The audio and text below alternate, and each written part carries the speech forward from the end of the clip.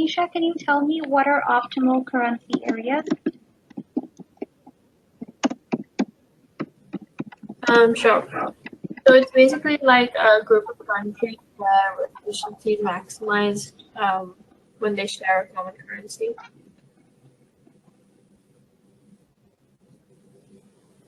Very good. Yes, that's right. And what do you think are the benefits of having an optimal currency area?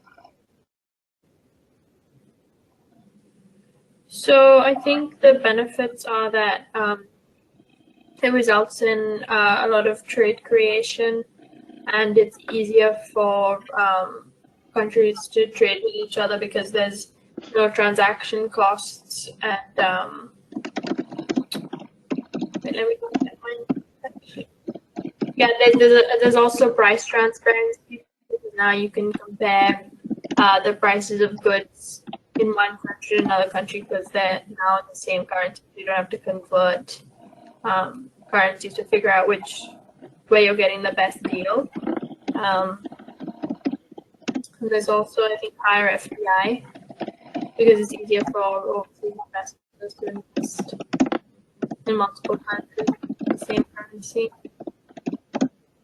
Very good. Yes, that's right. So, in addition to that, you can also benefit from a closer integration of capital markets, and it does help in facilitation of trade. That is another advantage of having an optimal currency area. You're able to maximize economic efficiency in areas.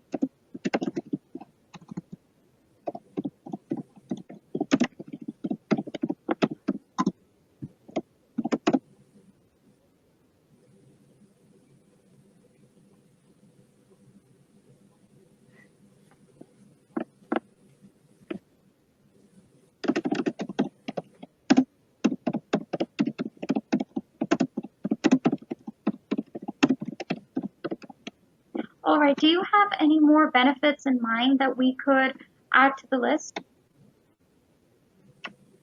Could you say exchange rate certainty as well? Absolutely, yes, that's a really good point. How do you think that would work? So if all currencies if all countries are following the same currency, I guess there'd be less volatility in the market and less fluctuation. I don't know how that would work though. I don't know why it would have more certainty versus if they had separate currencies. Okay, so if you have like a common currency in that area, it helps establish greater stability because you're able to just sustain any economic shocks. So if there are fluctuations in the business cycle, you're able to sustain those.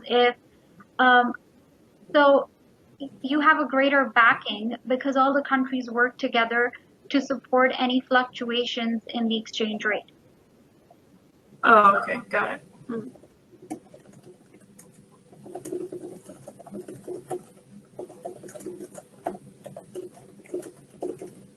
So it's not like just one government which has to sell currency or buy currency. They're all kind of doing it together.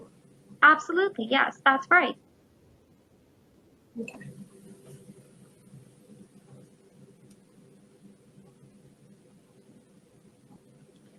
Is price transparency, does that fall within maximizing economic efficiency? Yes, so that is going to help stabilize the prices that are currently prevailing in the market. You're able to ensure that you're utilizing the existing resources much more efficiently. Yeah.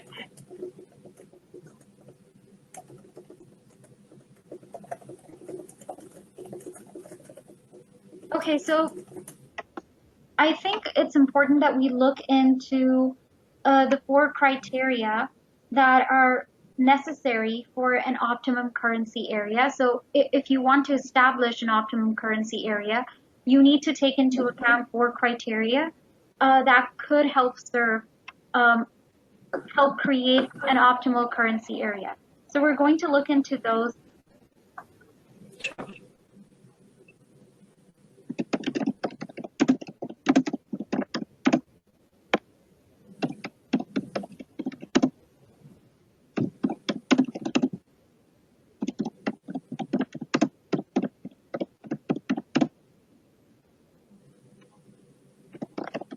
So the first thing that you need to consider is that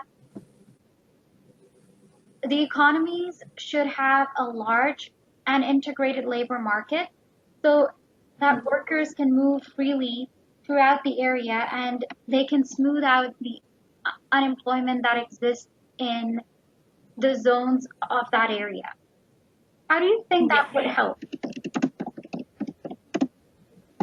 I guess if you like lower administrative barriers, like more visa-free travel and maybe like cultural barriers, like different languages, it's easier for people to get jobs in other countries. So, lowering the unemployment. Absolutely, yes, that's right.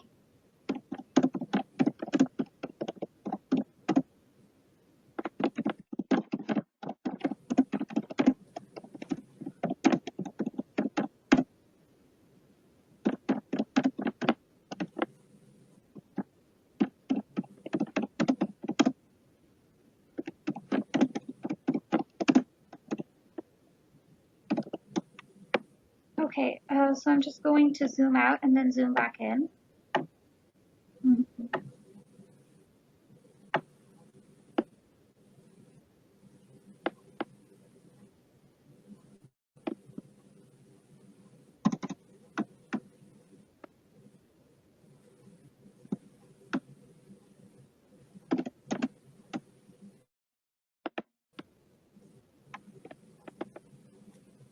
So in order to ensure that you have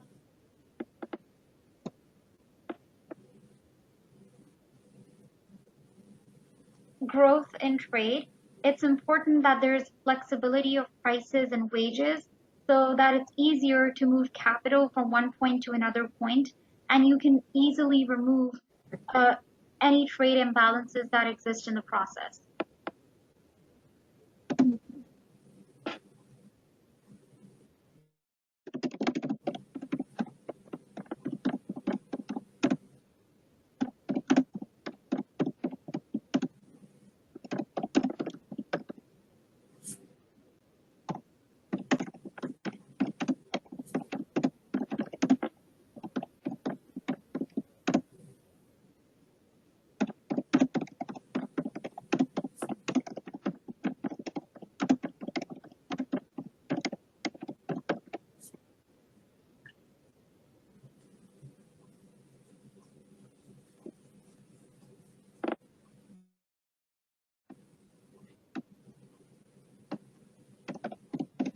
And can this also help with the impact of economic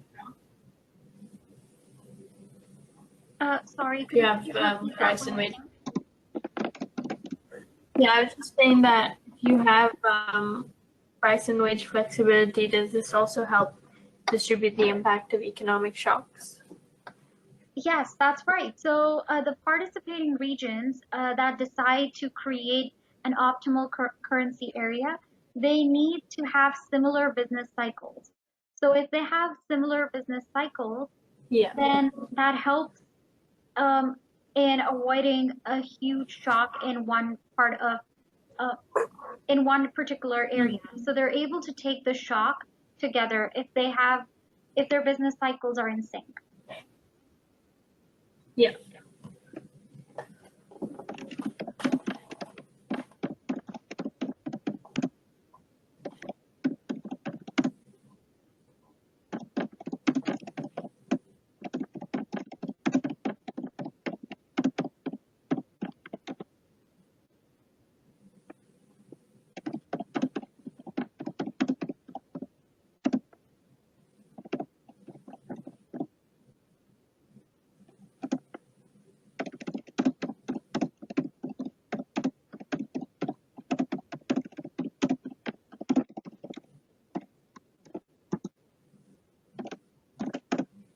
fourth and final point that you need to take into consideration is a centralized budget.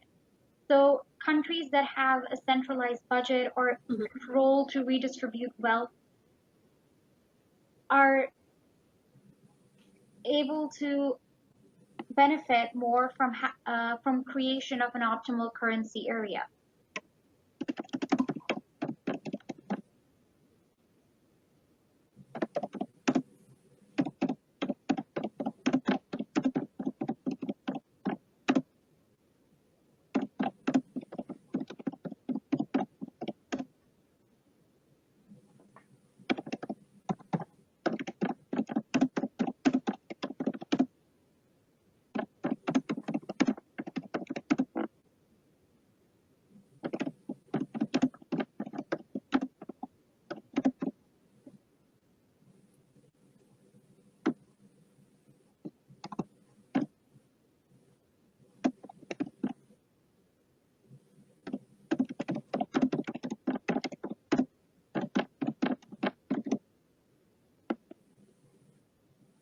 So this is difficult to establish because there may be certain areas that are wealthier than other areas, and so they may not wish to distribute their surpluses to those areas that are weaker, that are financially weaker. So like we did the example of the Eurozone, so we looked at Germany and Greece, so you could see that Germany may not want to redistribute their surpluses to Greece within a deficit, right? Absolutely, yes, that's right.